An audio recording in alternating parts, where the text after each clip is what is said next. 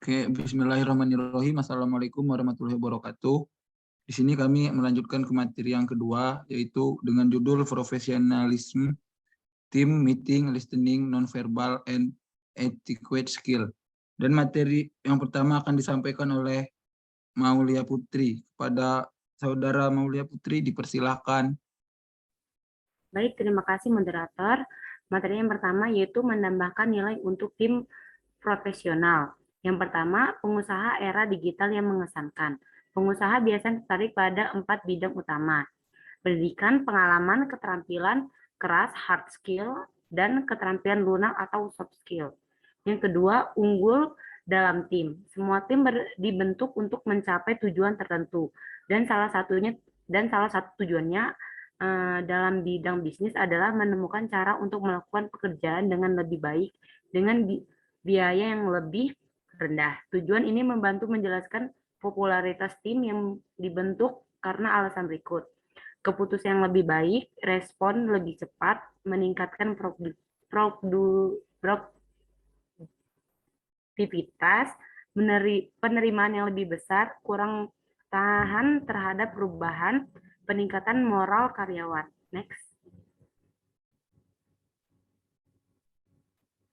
Yang ketiga, berkolaborasi dalam tim virtual. Selain bekerja berdampingan dalam jarak dekat dengan calon rekan satu tim, kita juga dapat mengharapkan untuk berkolaborasi dengan rekan kerja di kota lain dan bahkan di negara lain.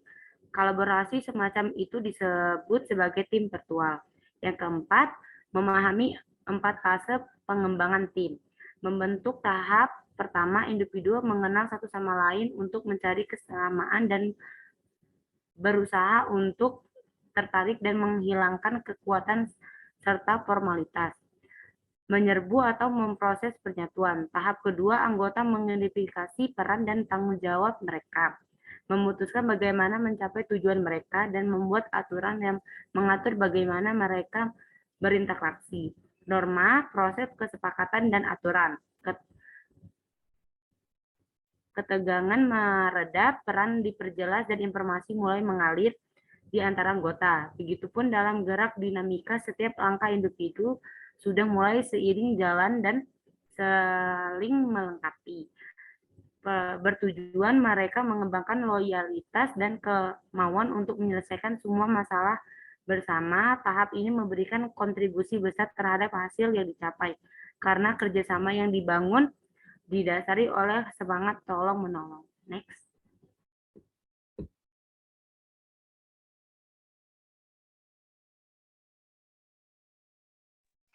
Baik, yang selanjutnya yaitu adalah perilaku kelompok positif dan negatif. Jadi tergolong ada dua. Yang pertama perilaku kelompok positif. Ciri-cirinya ini adalah menetapkan aturan dan mematuhinya, menganalisis tugas dan mendefinisikan masalah, lalu kontribusi informasi dan ide, tunjukkan minat dengan mendengarkan secara aktif, dan mendorong anggota untuk berpartisipasi.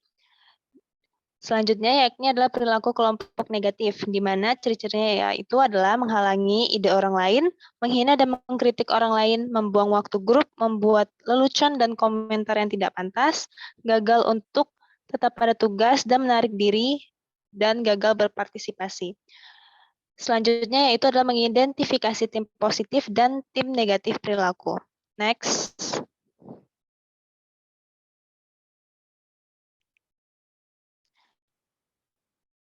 Materi selanjutnya yaitu memerangi groupthink. Groupthink adalah istilah populer yang menggambarkan bagaimana sekelompok orang yang sebenarnya cerdas dapat membuat keputusan yang salah. Penyebabnya yakni adalah anggota tim dengan latar belakang yang sama, kurangnya prosedur sistematis, tuntutan untuk keputusan cepat, dan pemimpin yang kuat yang menyukai hasil tertentu. Lalu akibatnya yakni adalah tim yang menderita groupthink, gagal untuk memeriksa alternatif, bias dalam mengumpulkan dan mengevaluasi informasi, dan mengabaikan risiko dari pilihan yang lebih disukai. Mereka mungkin juga lalai menyusun rencana darurat jika pilihan yang diinginkan gagal. Next.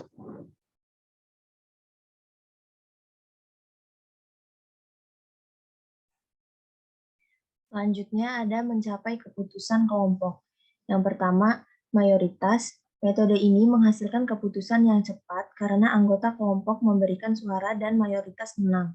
Tetapi dapat membuat minoritas yang terasing tidak berkomitmen untuk implementasi. Yang kedua, konsensus. Metode ini memakan waktu karena diskusi berlanjut sampai semua anggota tim mengutarakan pendapat mereka hingga pada akhirnya setuju. Namun, ini menghasilkan diskusi yang kreatif dan berkualitas tinggi dan umumnya menimbulkan komitmen oleh semua anggota untuk mengimplementasikan keputusan tersebut. Yang ketiga, ada minoritas. Metode ini berguna ketika kelompok penuh tidak dapat berkumpul untuk membuat keputusan atau ketika waktunya singkat. Yang keempat, rata-rata. Tawar-menawar, membujuk, dan bernegosiasi untuk mencapai posisi tengah, yang seringkali membutuhkan kompromi. Dengan metode ini, pendapat anggota yang paling sedikit berpengetahuan dapat membatalkan pendapat yang paling berpengetahuan. Yang terakhir, aturan otoritas dengan diskusi. Metode ini mendorong diskusi yang hidup dan menghasilkan pengambilan keputusan yang partisipatif. Namun, anggota tim harus memiliki keterampilan komunikasi yang baik. Next. Baik, selanjutnya yaitu mendefinisikan tim sukses.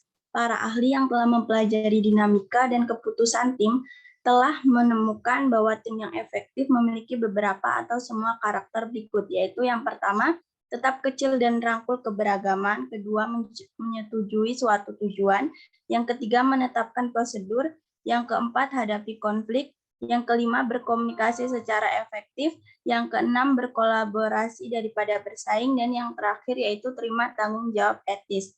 Next.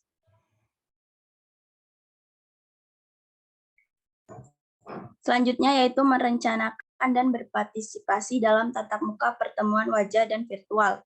Konteks rapat pada pembahasan kali ini merupakan pertemuan bisnis yang terdiri dari 3 orang atau lebih yang berkumpul untuk mengumpulkan informasi, mengumpulkan umpan balik, mengklarifikasi kebijakan, mencari konsensus, dan memecahkan masalah. Next.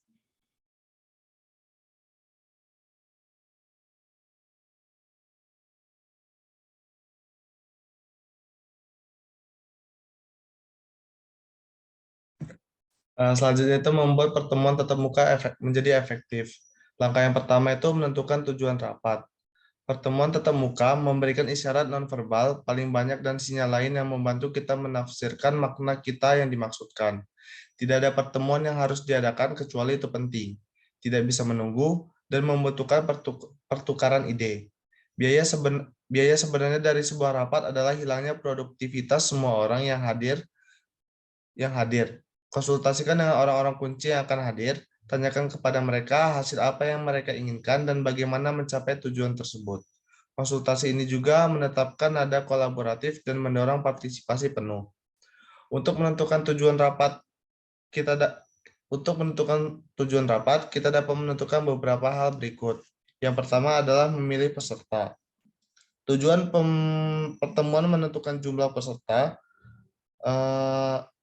yaitu untuk apabila pertemuannya bersifat motivasi, seperti upacara penghargaan untuk perwakilan penjualan raksasa kosmetik, maka jumlah pesertanya berpotensi tidak terbatas. Kemudian apabila konteksnya itu masalah identifikasi, itu jumlah pesertanya itu 1 atau lebih sedikit, dan apabila informasi ulasan dan presentasi itu 30 atau lebih, dan apabila konteksnya itu insentif penyelesaian masalah itu 5 orang atau lebih sedikit. Berikut merupakan tujuan rapat dan jumlah peserta yang direkomendasikan.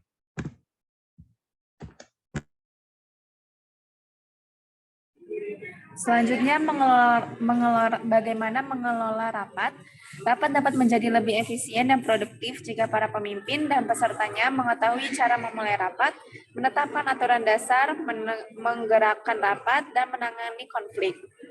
Yang pertama, memulai dan menetapkan aturan dasar. Buka rapat dengan perkenalan 3 hingga 5 menit yang mencakup hal-hal berikut. Yang pertama, tujuan dan lama pertemuan. Yang kedua, latar belakang dan topik atau masalah. Yang ketiga, kemungkinan solusi dan kendalanya. Yang keempat, agenda tentatif. Yang kelima, aturan dasar yang harus diikuti. Yang kedua, memindahkan rapat bersama-sama. Ketiga, berpartisipasi secara aktif dan produktif untuk mendapatkan hasil maksimal dari pertemuan yang kita hadiri dengan teknik berikut. Yang pertama, datang lebih awal. Kedua, ayo siap. Yang ketiga, memiliki sikap positif. Keempat, berkontribusi dengan hormat. Yang kelima, tunggu sampai yang lain selesai. Yang keenam, jaga agar suara tetap tenang dan menyenangkan, namun tetap energik. Yang ketujuh, berikan penghargaan bagi orang lain. Yang ke-8, gunakan gawai hanya untuk tugas yang berkaitan dengan rapat. Yang ke-9, membantu meringkas. 10, ekspresikan pandangan kita dalam rapat. Yang ke-11, tindak lanjuti rapat tersebut. Poin keempat, penanganan konflik dalam rapat. Dan yang kelima, petunjuk dan tindak lanjut dari rapat tersebut. Next.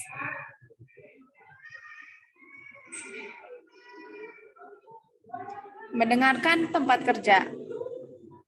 Dalam tempat kerja kita harus mendengarkan beberapa aspek. Yang pertama, pilih teknologi yang paling tepat. Kita harus memutuskan apakah konferensi audio atau video yang diperlukan dengan memilih program atau aplikasi yang sesuai. Yang kedua, pastikan jelas siapa yang berbicara dalam konferensi audio. Minta peserta untuk selalu menyebutkan nama mereka sebelum mulai berkomentar. Yang ketiga, ingatkan grup untuk membungkam semua peringatan dan alarm elektronik. Kita harus meminta peserta untuk membisukan dering dan bel untuk mengontrol kebisingan latar belakang, atau kita juga bisa mendengar hewan-hewan bersuara, telepon berdering, dan toilet yang disiram. Selanjutnya, dorong peserta untuk login 15 menit lebih awal. Beberapa program memerlukan unduhan semua orang berbagai beban waktu yang tidak nyaman. Selanjutnya, putuskan bahasan apa yang akan digunakan. Selanjutnya, jelaskan bagaimana pertanyaan yang dapat diajukan dan akan dijawab.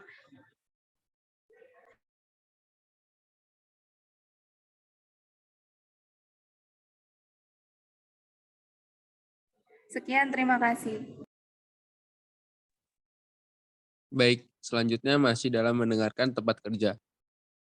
Yang selanjutnya, beberapa perusahaan menggunakan telekonferensi secara informal untuk merangsang ikatan dan kolaborasi spontan antar lokasi yang jauh. Selanjutnya, putar waktu pertemuan Anda agar adil bagi semua anggota kelompok yang tersebar dan memastikan bahwa membutuhkan bantuan sebelum sesi dimulai. Selanjutnya, waspadai zona waktu yang berbeda. Gunakan waktu universal terkoordinasi atau UTC untuk meminimalkan kebingungan akibat waktu lokal yang tidak cocok. Selanjutnya, memanusiakan pertemuan virtual, membangun persahabatan dan kepercayaan, sisakan waktu untuk obrolan ringan, membangun lingkungan yang hangat, bangun kepercayaan dan minat dengan masuk lebih awal dan menyapa orang lain saat mereka bergabung. Selanjutnya, jangan multitasking. Memberikan perhatian penuh Anda sangat penting, itu termasuk mengirim SMS dan memeriksa email. Selanjutnya, antisipasi keterbatasan teknologi virtual. Mengingat kurangnya isyarat nonverbal, setepat mungkin, gunakan bahasa yang sederhana dan sering meringkas diskusi. Selanjutnya, kelola pengambilan giliran. Ajukan pertanyaan kepada orang-orang tertentu. Selanjutnya, undang setiap peserta untuk berbicara selama 30 detik tanpa gangguan. Hindari mengajukan pertanyaan yang tidak jelas seperti apakah semua orang setuju?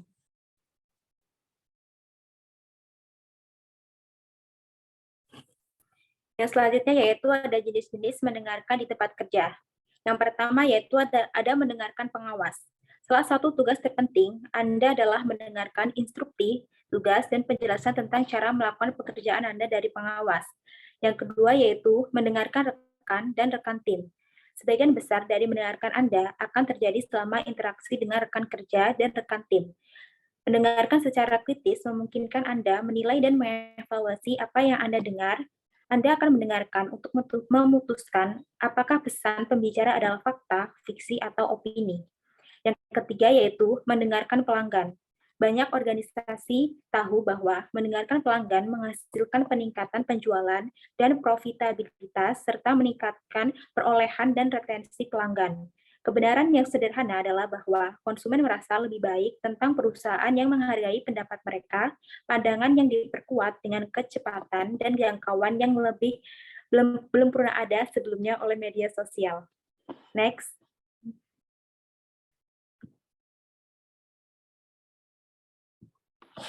Pembahasan yang selanjutnya yaitu meningkatkan mendengarkan di tempat kerja. Mendengarkan di tempat kerja lebih menantang karena informasi sering dipertukarkan dengan santai atau di bawah tekanan waktu. 10 kunci untuk membangun keterampilan mendengarkan yang kuat. Yang pertama yaitu ada kendalikan gangguan eksternal dan internal. Yang kedua, terlibat secara aktif. Dan yang ketiga, pisahkan fakta dan opini. Yang keempat, mengidentifikasi fakta-fakta penting. Yang kelima, hindari menyela. Yang keenam, ajukan pertanyaan klarifikasi. Yang ketujuh, parafrase untuk meningkatkan pemahaman. Yang kedelapan, memanfaatkan jeda waktu. Yang kesembilan, buat catatan untuk memastikan retensi. Dan yang terakhir yaitu sadar akan potensi perbedaan gender. Next.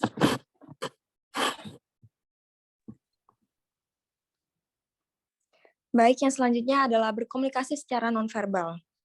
Komunikasi nonverbal mencakup semua pesan yang tidak tertulis dan tidak terucapkan, baik disengaja maupun tidak. Sinyal diam ini memiliki efek yang kuat pada penerima, namun memahami mereka tidak sederhana.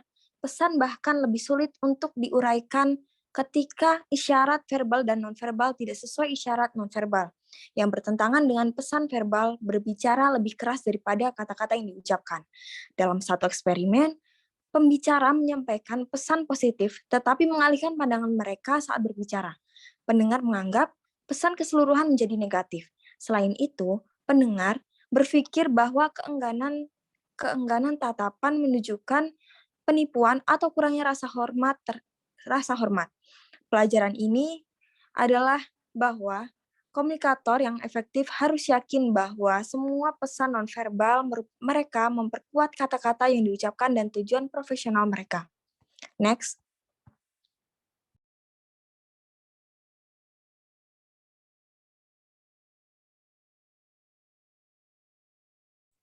Oke, yang selanjutnya yaitu tubuh Anda mengirim pesan diam.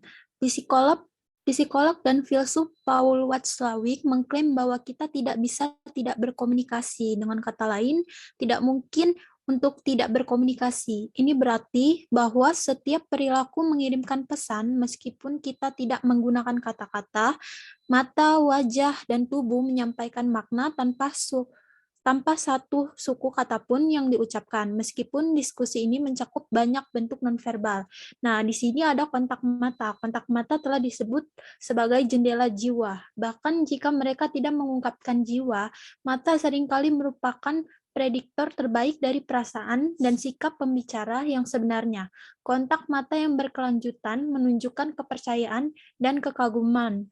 Kontak mata singkat menandakan ketakutan atau stres. Namun, kontak mata atau tatapan mata yang berkepanjangan dapat mengganggu dan mengintimidasi. Lalu ada raut wajah. Ekspresi wajah seorang komunikator hampir sama mengungkapkan emosinya dengan mata. Lalu yang terakhir ada postur dan gestur. Postur individu dapat menyampaikan apa saja mulai dari status tinggi dan kepercayaan diri hingga rasa malu dan ketundukan. Mencondongkan tubuh ke arah pembicara menunjukkan perhatian dan minat. Menarik diri atau menyusut kembali menunjukkan ketakutan, ketidakpercayaan, kecemasan, atau jijik. Next.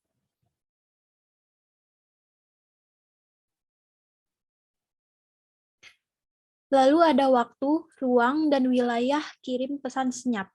Selain pesan nonverbal, ada 3 elemen eksternal menyampaikan informasi dalam proses komunikasi. Yang pertama itu ada waktu. Konteks waktu menunjukkan waktu bisa berupa jam, hari, tanggal, bulan, tahun, cuaca, intensitas cahaya, suhu, keadaan, dan makna waktu lainnya. Cara kita menyusun dan menggunakan waktu memberitahu seseorang tentang kepribadian dan sikap kita. Lalu yang kedua ada ruang. Konteks ruang yakni adalah bagaimana cara kita mengatur ruang sekitar kita, untuk menunjukkan sesuatu tentang diri kita dan tujuan kita. Umumnya semakin formal pengaturan kita, semakin formal dan tertutupnya gaya komunikasi kita. Nah, yang ketiga ada wilayah. Konteks wilayah ini menunjukkan area tertentu yang dirasa adalah milik sendiri. Apakah itu tempat tertentu atau hanya ruang di sekitar kita? Ada zona privasi seseorang merasa yang perlu dijaga. Oke, next.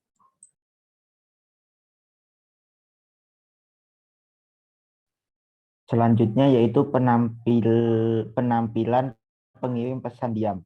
Sama seperti penampilan pribadi seorang individu, ada juga penampilan fisik dokumen bisnis yang mentransmisikan pesan nonverbal, yaitu daya tarik mata dokumen bisnis.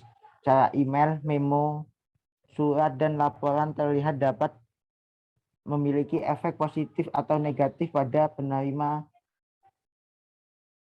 email yang ceroboh mengirimkan pesan nonverbal bahwa seseorang sedang terburu-buru dan tidak berkualitas. Begitupun sebaliknya, surat dan laporan bisa terlihat rapi dan profesional tergantung bagaimana pengirim membuat dokumen dengan baik. Selanjutnya yaitu penampilan pribadi. Cara penampilan pakaian, dandan dan postur seseorang mentransmisikan pesan nonverbal instan tentang seseorang. Dapat dikatakan penampilan memiliki efek yang sangat kuat dalam bisnis. Penampilan seseorang seperti apa yang dapat dilihat menunjukkan penilaian tentang status, kredibilitas, kepribadian, dan profesi seseorang. Mengembangkan profesionalisme dan keterampilan etiket bisnis di kantor dan online. Profesionalisme, perilaku seseorang yang mengacu pada percakapan, keahlian, dan kedisiplinan dalam bentuk komitmen di sebuah organisasi maupun perusahaan atau bisnis. Etiket adalah tata cara dan sopan santun dalam masyarakat yang beradab guna memelihara hubungan baik antar sesama. Next.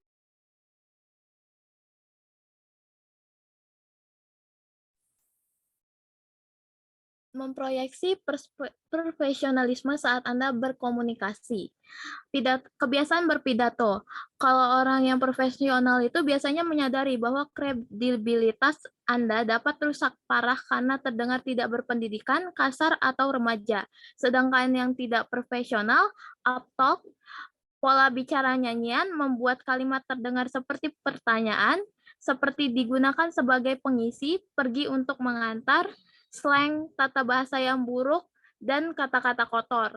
Email, biasanya kalau orang yang profesional itu memperhatikan tanda baca, mereka tidak menyukai singkatan, berusaha suka melihat subjek, kata kerja, dan mereka menghargai keringkasan dan ejaan yang benar, bahkan dalam pesan email singkat dan teks. Sedangkan yang tidak profesional, pesan dengan kalimat tidak lengkap, salah ejaan, kata tanda seru, slang, dan mindless obrolan.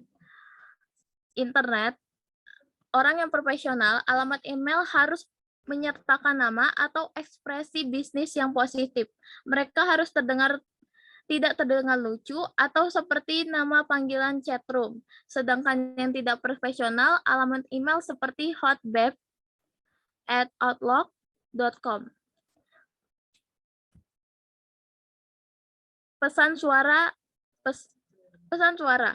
Kalau yang profesional ini keluar menyebutkan nama Anda, memberikan instruksi untuk meninggalkan pesan. Sedangkan yang tidak profesional, pesan keluar dengan latar belakang melengking, musik, suara aneh, atau pesan lelucon. Kehadiran telepon. Orang yang profesional, latar belakang yang tenang saat Anda menjawab telepon, terutama jika Anda mengharapkan panggilan dari calon majikan.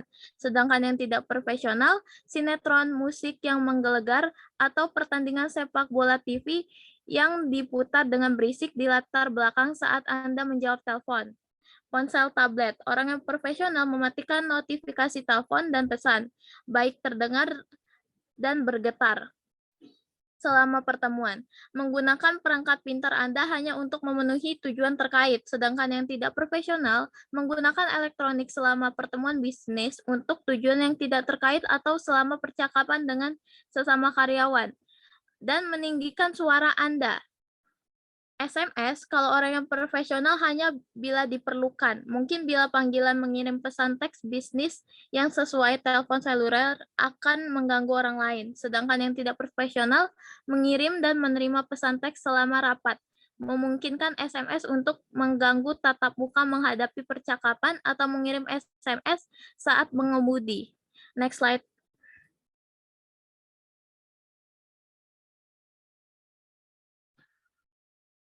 Mendapatkan keunggulan etiket dalam dunia berjejaring. Kesadaran akan kesopanan dan etiket dapat memberi keunggulan kompetitif di pasar kerja. Misalnya, ketika ada dua kandidat yang memiliki kualifikasi sama, orang yang lebih sopan dan profesional tentu lebih mungkin dipekerjakan dan dipromosikan. Tata krama yang baik menyampaikan citra positif sebagai organisasi. Seseorang tidak perlu menjadi ahli etika, hanya perlu memperbaiki kompetensi sosial seperti menggunakan kata-kata yang sopan, serta mengungkapkan apresiasi dan pujian yang tulus pada orang lain. Selektif dalam berbagi informasi pribadi, tidak merendahkan orang lain, menghormati ruang rekan kerja, dan lain sebagainya. Next slide.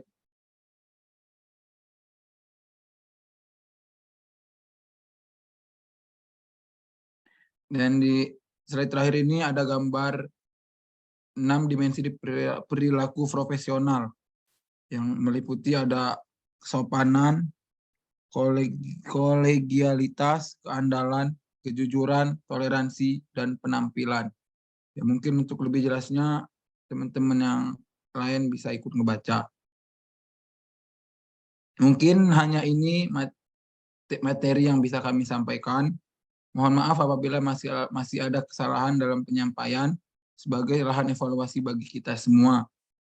Ikan hiu makan terasi, sekian dulu dan terima kasih. Billahi taufiq wal hidayah. Assalamualaikum warahmatullahi wabarakatuh.